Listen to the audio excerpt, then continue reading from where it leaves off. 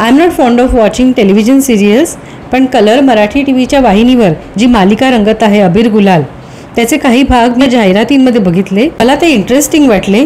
महत्त्वाचे म्हणजे मालिका बनवणाऱ्यांनी एक वेगळा विषय खूप छान मांडला आहे.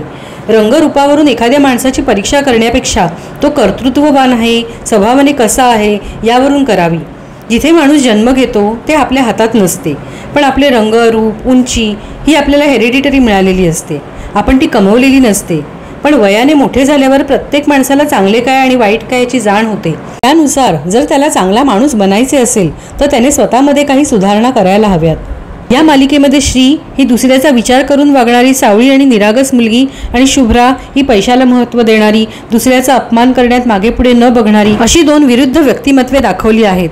पुन्हा त्यांच्या आईवडिलांच्या वागण्यातही फरक दाखवला आहे. अगस्त्याचे मत म्हणजे आपले मत, आणि तो न्याय करणार ह्यात शंका. चला तर बघूया पुढे काय होते ते.